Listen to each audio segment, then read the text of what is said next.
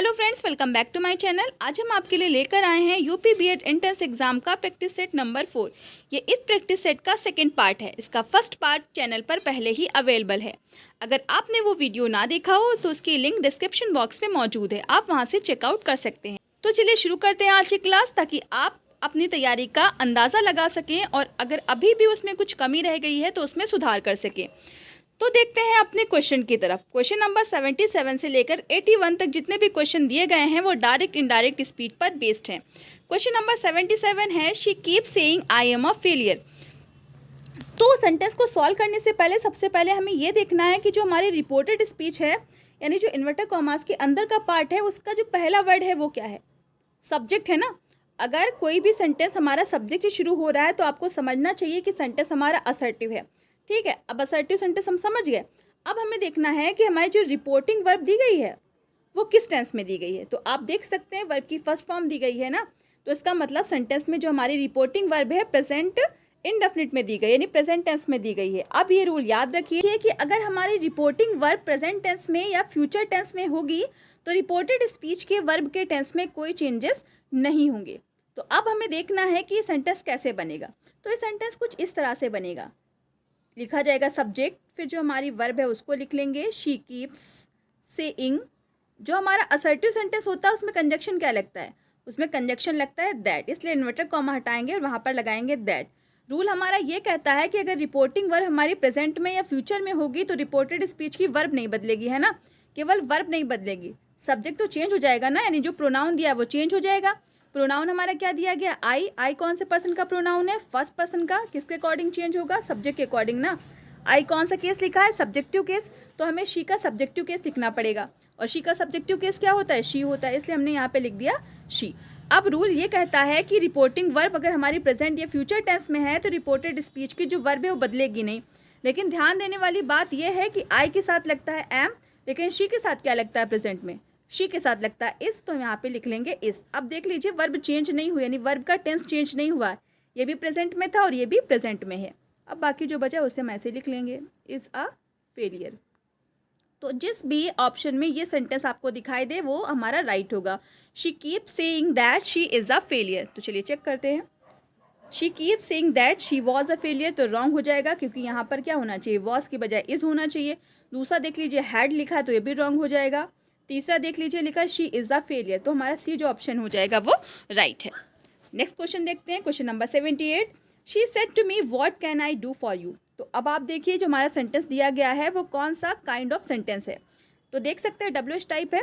W H type में said या said to किस में चेंज होता है? डब्ल्यू एच टाइप में सेड या सेड टू जो भी होगा वो बदल जाएगा आस्क्ड में। जो ऑब्जेक्ट होगा उसे लिखेंगे। अब हम क्या करेंगे? डब्ल्यू एच टाइप है ना, डब्ल्यू एच टाइप सेंटेंसेस में कोई भी कंजक्शन नहीं लगता है, बल्कि जो क्वेश्चन वर्ड होता है उसको ही कंजक्शन मान लेते हैं। इसलिए जो वर्ड है तो हम वर्ड लिख लेंगे। अब हमें क्या लिखना है? क्वेश्चन वर्ड के तुरंत बाद नंबर 1 पे हमें सब्जेक्ट लिखना होता है। सब्जेक्ट हमारे क्या लिखा है? आई कौन से पर्सन का प्रोनाउन है? फर्स्ट पर्सन का। किसके अकॉर्डिंग चेंज होगा? सब्जेक्ट के अकॉर्डिंग। सब्जेक्ट हमारे क्या लिखा है? शी, इसलिए यहाँ पर हो जाएगा शी। नंबर 2 पे हमें लिखनी होती है हेल्पिंग वर्ब। हेल्पिंग वर्ब दी गई कैन बदल जाता है कुड में, शी कुड। अब हमें क्या लिखना है? डू को डू लिखेंगे। फॉर, और यू कौन से पर्सन का प्रोनाउन है? यू है सेकंड पर्सन का प्रोनाउन। किसके अकॉर्डिंग चेंज होता है? ऑब्जेक्ट के अकॉर्डिंग। ऑब्जेक्ट क्या लिखा है? मी लिखा है ना, तो हमारा यहाँ पर मी ही हो जाएगा। क्यों? क्योंकि यू का ऑब्जेक्टिव केस यहाँ पर लिखा हुआ है, इसलिए हम मी का ऑब्जेक्टिव केस लिखेंगे। और मी का ऑब्जेक्टिव केस क्या होता है? मी होता है। तो चलिए हम चेक करते हैं कि इस सेंटेंस में कौन से ऑप्शन में ये आपको सेंटेंस दिखाई देगा। She asked me what she could do for me.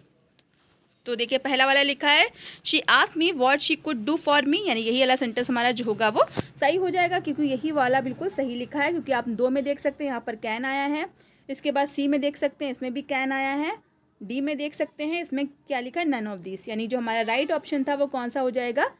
ए हो। नेक्स्ट क्वेश्चन देखते हैं, क्वेश्चन नंबर 79।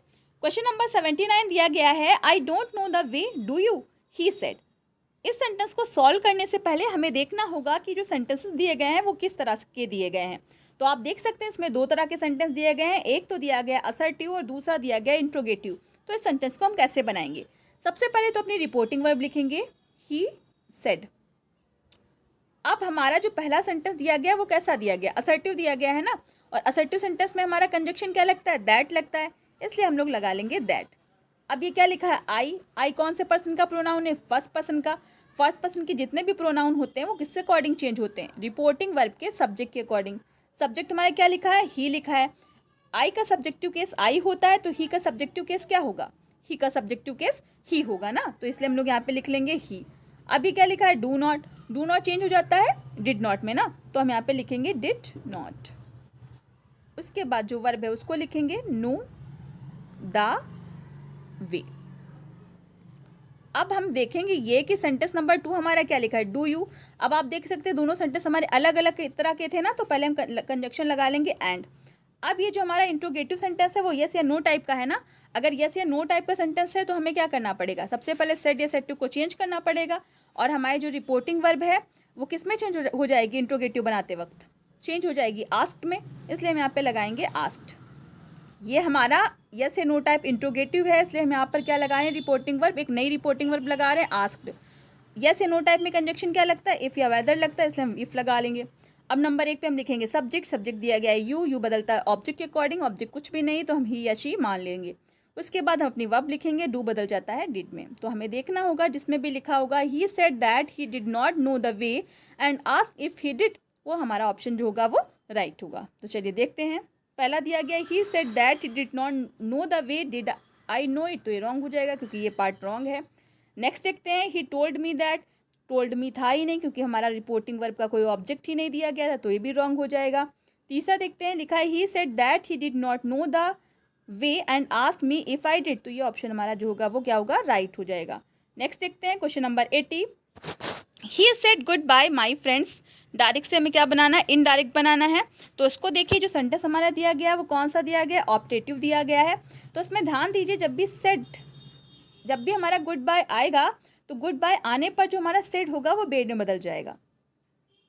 सबसे बड़ी पहचान तो यही है। तो आप देख सकते हैं कि इस ऑप्शन में हमारा बेड लगा हुआ है, ठीक है। जो हमारे ऑप्टेटिव सेंटेंस होते हैं उसमें हमारा क्या होता है, कंजक्शन नहीं लगता है, यानी कि goodbye, good morning, good evening, इस तरह के जब आपको वर्ड्स दिखाई देंगे तो उसमें कोई भी कंजक्शन नहीं लगेगा, बल्कि जो विशिंग वर्ड होगा केवल वही नोट किया जाता है। तो आप देख सकते हैं इसमें लिखा है ही, फिर लिखा है बेड, फिर लिखा है गुड बाय, फिर जो हमारा ऑब्जेक्ट था उसको लिखा गया है टू से जोड़कर, तो हमारा जो बी ऑप्शन होगा वो राइट हो जाएगा। नेक्स्ट देखते हैं question number 81, she asked us if we had anything to say, इसको डायरेक्ट बनाना है। तो सबसे पहले आप ये देखिए कि हमारे इसमें आस्क लगा, इसका मतलब सेंटेंस हमारा इंट्रोगेटिव है। अब हमारा जो इंट्रोगेटिव सेंटेंस है वो यस या नो टाइप है, WH टाइप है, आप इफ़ देख सकते हैं यस या नो टाइप है। अगर हमारा यस या नो टाइप इंट्रोगेटिव है तो हमें ध्यान देना चाहिए कि इसमें हेल्पिंग वर्ब हमारी क्या लगी है, इसमें लगा हुआ है हमारी वर्ब जो लगी वो हैड लगा हुआ है। इसका मतलब है जो हमारा सेंटेंस शुरू हो रहा होगा वो हैव से शुरू हो रहा होगा ना, तभी तो हमारा हैव बदल गया होगा, हैड में है ना। तो चेक करते हैं किस ऑप्शन में हैव लिखा हुआ है। पहला देखिए WH टाइप दिया गया, ये रॉन्ग हो जाएगा। दूसरा चेक करते हैं, दूसरा दिया गया हैव यू एनीथिंग टू से, तो आप देख सकते हैं कि ये सेंटेंस हमारा हैव से शुरू हो रहा है, इसमें सब कुछ राइट भी है, तो ये ऑप्शन हमारा राइट हो जाएगा क्योंकि तीसरा आप देख सकते हैं क्वेश्चन वर्ड से शुरू हुआ और चौथा डू से शुरू हुआ है, इसलिए बी ऑप्शन जो हमारा है वो राइट है। नेक्स्ट क्वेश्चन देखते हैं, question number 82, the feminine form of Colt. Colt मतलब बछड़ा होता है, तो जो बछड़ा है उसका फेमिनिन फॉर्म क्या होता है, तो इसका फेमिनिन फॉर्म जो होता है वो फिली होता है। तो देखिए किस ऑप्शन में दिया गया, सी में दिया है, सी ऑप्शन हमारा राइट हो जाएगा। नेक्स्ट क्वेश्चन देखते हैं, question number 83, which word can not be formed from the letters of the word Strange, यानी कौन सा जो हमारा ऑप्शन है उसमें कौन सा वर्ड है जो स्टेंज में जितने भी लेटर यूज हुए हैं उनसे नहीं बन सकता है। तो चलिए पहला चेक करते हैं, इसमें जी आया है, जी इसमें भी आया और इसमें भी आया है, A N N G G S S T T E और आर यानी ये वाला तो हमारा राइट हो जाएगा ना, ये हमारा बिल्कुल राइट है। नेक्स्ट देखते हैं, ए एन एन जी ई, लेकिन इसमें कहीं आपको एल दिखाई दे रहा है, नहीं दिखाई दे रहा है, इसका मतलब यही ऑप्शन हमारा राइट होगा क्योंकि ये जो हमारा वर्ड है वो इन लेटर से नहीं बन रहा है, तो इसलिए बी ऑप्शन हमारा क्या हो जाएगा, राइट हो जाएगा। नेक्स्ट देखते हैं, क्वेश्चन नंबर 84 से लेकर 87 तक जितने भी क्वेश्चन हैं वो पार्ट्स ऑफ स्पीच पर बेस्ड हैं। चलिए चेक करते हैं। पहला क्वेश्चन दिया गया है, which of the following sentences has a transitive verb, यानी किस सेंटेंस में ट्रांसिटिव वर्ब का यूज हुआ है। पहला लिखा है ही रन्स वेरी फास्ट, पहले तो आपको समझना चाहिए ट्रांसिटिव इंट्रांसिटिव वर्ब होती क्या है। देखिए, ट्रांसिटिव वर्ब वो होती है जिसमें वर्ब का ऑब्जेक्ट दिया होता है, और इंट्रांसिटिव वर्ब वो होती है जिसमें ऑब्जेक्ट नहीं दिया होता है। तो आप देखिए लिखा है ये रन्स वेरी फास्ट, तो इसमें क्या आपको रन का ऑब्जेक्ट दिखाई दे रहा है? नहीं। दूसरा लिखा है स्पीक्स फ्रेंच वेरी फ्लुएंटली, तो इसमें आपको स्पीक का ऑब्जेक्ट दिखाई दे रहा है फ्रेंच। नेक्स्ट देखते हैं, अगला लिखा है the dog has been barking for an hour, इसमें आपको क्या बार्किंग यानी का ऑब्जेक्ट दिखाई दे रहा है? नहीं। अगला लिखा है the boy jumped up and down in excitement, इसमें क्या आपको जंप का ऑब्जेक्ट दिखाई दे रहा है? नहीं। इसका मतलब हमारा जो राइट ऑप्शन है वो क्या है? बी वाला है, क्योंकि इसमें स्पीक का और जो हमारा ऑब्जेक्ट दिया है वो क्या लिखा है? फ्रेंच लिखा है, इसलिए ये जो हमारी ट्रांसिटिव वर्ब दी गई है इसमें स्पीक। देखिए, ट्रांसिटिव वर्ब को हम पहचान सकते हैं क्या या किसको लगाकर। जैसे हम क्वेश्चन करें कि वह क्या बोलता है, तो आपको क्या मिलेगा जवाब? फ्रेंच, है ना। तो ये हमारी कैसी वर्ब हो गई? ट्रांसिटिव वर्ब हो गई। लेकिन ऊपर वाले सेंटेंस ए वाला जो हमारा दिया गया, इससे क्वेश्चन बनाया आप कि वो क्या दौड़ता है, तो क्या दौड़ना तो कोई हमारा सेंटेंस करेक्ट है ही नहीं, है ना। तो ये हमारा क्या हो जाएगी? इंट्रांसिटिव वर्ब हो जाएगी। तो जिस भी क्वेश्चन का जवाब हमें क्या से या किसको या किसे लगाने से मिलता है ना, वो हमारी जो वर्ब होती है वो ट्रांसिटिव वर्ब होती है। नेक्स्ट देखते हैं question number 85। The sentence many Indians have settled abroad in recent years is a, यानी ये जो हमारा सेंटेंस लिखा हुआ है वो किस टेंस में लिखा हुआ है? तो आप देख सकते हैं इस टेंस में हमारी जो सेंटेंस हमारे सामने लिखा है इसमें हेल्पिंग वर्ब कौन सी यूज़ हुई है? हैव के साथ क्या यूज़ हुई? वर्ब की थर्ड फॉर्म यूज़ हुई है ना। हैज़ या हैव किस टेंस में यूज़ होता है? प्रेजेंट परफेक्ट टेंस में। इसका मतलब ये ऑप्शन जिस ऑप्शन में भी प्रेजेंट परफेक्ट टेंस लिखा है वो हमारा राइट हो जाएगा। तो चलिए चेक कर लेते हैं। प्रेजेंट परफेक्ट टेंस लिखा है ए वाले ऑप्शन में, यानी यही ऑप्शन हमारा राइट है। नेक्स्ट देखते हैं question number 86। His courage won him honour, the word honour is, पूछा जा रहा है ऑनर जो वर्ड है वो कौन सी पार्ट्स ऑफ स्पीच है? एडजेक्टिव है, एडवर्ब है, वर्ब है या फिर नाउन है? ऑनर मीन्स क्या होता है? ऑनर मीन्स होता है सम्मान, और सम्मान हमारा क्या है? एक नाउन है, इसलिए जो हमारा डी हो जाएगा वो राइट हो जाएगा। नेक्स्ट देखते हैं question number 87। I ran into an old relative yesterday, पूछा जा रहा है कि इसमें जो रैन इन टू है ना, रैन इन टू, इस रैन इन टू का क्या मीनिंग है? यानी ये जो हमारी फ्रेजल वर्ब दी गई है इसका क्या मीन्स होता है? तो रैन इन टू का मतलब होता है मेट बाई चांस, यानी किस अवसर से मुलाकात हो जाना। तो ये हमारा जो ए ऑप्शन है वो राइट हो जाएगा। नेक्स्ट देखते हैं क्वेश्चन नंबर 88। क्वेश्चन नंबर 88 से लेकर 89 तक जितने भी क्वेश्चन दिए गए हैं उसमें आपको क्या पता लगाना है? जो रॉन्ग स्पेलिंग है उसको ढूंढना है। पहला लिखा है एप्रोप्राइट, टाइटल, मिशन या फिर पैसेज। तो आप देख सकते हैं पैसेज की स्पेलिंग जो है वो गलत लिखी है। पैसेज की स्पेलिंग होती है PASSAGE। नेक्स्ट देखते हैं क्वेश्चन नंबर 89। क्वेश्चन नंबर 89 लिखा कमिटी, नर्सरी, मिसलेनियस, ऑकरेंस। तो आप देख सकते हैं कमिटी ही गलत लिखी हुई है, क्योंकि कमिटी की स्पेलिंग होती है COMMITTE, यानी यहाँ पर M भी डबल होना चाहिए था। नेक्स्ट देखते हैं क्वेश्चन नंबर 90। क्वेश्चन नंबर 90 और 91 जो है वो उसमें क्या ढूंढना है आपको? जो करेक्ट स्पेलिंग है उसे ढूंढना है। अकोमोडेट लिखा है, इसकी सही स्पेलिंग कौन सी लिखी हुई है? अकोमोडेट की जो राइट स्पेलिंग लिखी हुई है वो ए वाली है, ACCOMMODATE। नेक्स्ट देखते हैं question number 91। Efficient, betterment, treatment, employed. तो इसमें कौन सी स्पेलिंग राइट है? एफिशिएंट। एफिशिएंट की स्पेलिंग जो हमारी है वो राइट है, बाकी सभी गलत हैं। बेटरमेंट में BETT होना चाहिए, ट्रीटमेंट में MENT होना चाहिए, एम्प्लॉयड में EMPLOYED होना चाहिए। नेक्स्ट देखते हैं क्वेश्चन नंबर 92 से लेकर 94 तक जितने भी क्वेश्चन है वो इडियम्स एंड फ्रेजेस बेस्ड हैं। क्वेश्चन नंबर 92 लिखा है in black and white. In black and white का मीन्स होता है लिखित रूप से। तो देख लेते हैं किस ऑप्शन में लिखित रूप से लिखा हुआ है। पहला लिखा है इन शॉर्ट, दूसरा लिखा है यूजलेस, तीसरा लिखा है इन राइटिंग। तो सी वाला ऑप्शन हमारा जो होगा वो राइट होगा। नेक्स्ट देखते हैं क्वेश्चन नंबर 93। बेगस डिस्क्रिप्शन यानी अवर्णीय, यानी इसका वर्णन ना किया जा सके तो उसको बोलते हैं बियॉन्ड डिस्क्रिप्शन, यानी कि वर्णन से परे। नेक्स्ट देखते हैं question number 94। Pros and cons. Pros and cons का मीन्स होता है पक्ष और विपक्ष। तो आप देख लीजिए कौन सा ऑप्शन राइट है। The arguments urge for and against a thing. तो ये वाला बी ऑप्शन हमारा जो होगा वो राइट हो जाएगा। अगला है क्वेश्चन नंबर 95 से लेकर 98 तक क्वेश्चन में फिल इन द ब्लैंक्स आपको करने हैं जो वर्ब पर बेस्ड हो सकते हैं। क्वेश्चन नंबर 95 दिया गया है I know that you 20 on your last birthday. इससे कौन सी वर्ब भरी जाएगी? यू के साथ या तो वर्ब भरा जाएगा या आर भरा जाएगा, है ना। वॉज और इज तो भरा ही नहीं जा सकता, ये तो रॉन्ग ही हो जाएगा। यानी या तो ए सही है या तो सी सही है। अब आप बताइए कौन सी वर्ब भरनी चाहिए। इसमें जो वर्ब भरी जाएगी वो वर्ब भरी जाएगी। क्यों? क्योंकि इसमें पास्ट इंडिकेटिंग थिंग बताया जा रहा है ना, लास्ट का यूज़ हुआ है। जब भी लास्ट का यूज़ हो तो आप समझ लीजिए पास्ट का इंसिडेंट है, इसलिए पास्ट की वर्ब लगेगी और पास्ट की वर्ब इसमें क्या है? वर है। इसलिए ए ऑप्शन हमारा राइट हो जाएगा। नेक्स्ट देखते हैं question number 96। He jumped of the bus while it. कौन सा ऑप्शन आपका राइट है? Moved, was moving, had moved या हैड बीन मूव्ड। देखिए जब भी वाइल का यूज़ हो तो आपको समझना होगा कि काम जारी है, ठीक है, यानी जब दोनों काम हो रहे हैं साथ साथ में, उसमें जो काम है वो जारी होगा। ही जंप ऑफ द बस यानी कि वो बस से कूदा, वाइल इट वॉज मूविंग जबकि ये चल रही थी। तो ये वाला हमारा जो ऑप्शन है बी वाला वो राइट होगा। ये बी है, ये सी है और ये डी है। नेक्स्ट देखते हैं question number 97। Such remarks are certainly derogatory. इसमें प्रीपोजिशन भरनी है। डेरोगेटरी के साथ हमेशा जो आपकी प्रीपोजिशन लगती है वो टू लगती है, इसलिए बी वाला ऑप्शन हमारा राइट है। नेक्स्ट क्वेश्चन देखते हैं question number 98। Before the Aryans to India Dravidians had lived there. ध्यान दीजिए इसमें कौन सी वर्ब भरी जाएगी।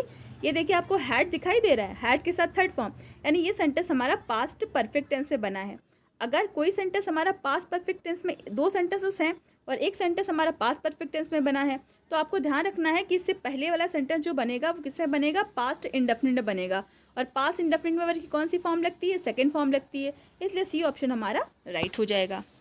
नेक्स्ट क्वेश्चन देखते हैं। क्वेश्चन नंबर 99 से लेकर 100 तक जितने भी क्वेश्चन दिए गए हैं, जो दो क्वेश्चन दिए गए हैं उनको क्या करना है? उनके सभी पार्ट्स को करेक्ट ऑर्डर में अरेंज करना है। तो चलिए देखते हैं question number 99। History says when he was given the cup of hemlock who was standing around him continued to talk to his friend that Socrates as he drank it। तो कौन सा ऑप्शन आपका राइट होगा? पहले option की तरफ नज़र डाल लेते हैं।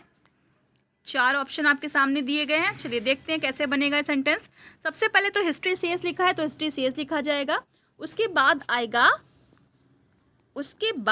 दैट सोक्रेट्स, यानी एस वाला लिखा जाएगा।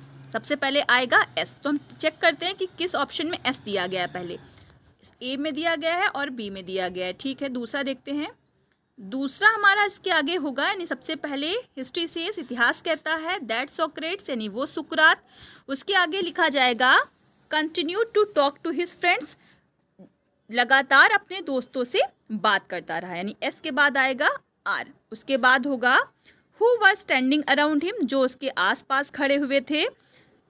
उसके बाद आएगा when he was given the cup of hemlock, जब उसे जहर का प्याला दिया गया था। एज ही ड्रैंक इट, जैसे कि वो उसे पी रहा था। यानी जो हमारा राइट ऑप्शन होगा वो इस तरह से होगा एस आर क्यू और पी, एस आर क्यू और पी। ए वाला ऑप्शन हमारा जो होगा वो राइट हो जाएगा, क्योंकि इसी ऑप्शन में आपको एस आर क्यू और पी दिखाई दे रहा है। नेक्स्ट क्वेश्चन देखते हैं। नेक्स्ट क्वेश्चन दिया गया है 4 degree below normal icy winds lashed Srinagar with minimum temperature registering which was already in grip of a GRU line cold wave conditions। इसमें कौन सा ऑप्शन आपका राइट होगा? इसमें जो हमारा ऑप्शन राइट हो जाएगा पहले चेक कर लेते हैं। सबसे पहले आएगा आईसी विंड्स लैश्ड श्रीनगर। उसके बाद आएगा which was already in grip of crew line cold wave conditions. उसके बाद आएगा विद मिनिमम टेम्परेचर और उसके बाद आएगा 4 डिग्री बेलो नॉर्मल, यानी जो हमारा राइट सीक्वेंस होगा वो होगा QSRP। तो चलिए देखते हैं किस में दिया गया है QSRP। तो आप देख सकते हैं ऑप्शन नंबर बी में QSRP दिया गया है, यानी यही ऑप्शन हमारा राइट होगा। तो ये थी हमारी अच्छी क्लास। आई होप आपको अच्छी लगी होगी। अगर आपको अच्छी क्लास अच्छी लगी हो तो अपने दोस्तों के साथ शेयर कीजिए, लाइक कीजिए और कमेंट करना ना भूलिए। Thank you so much.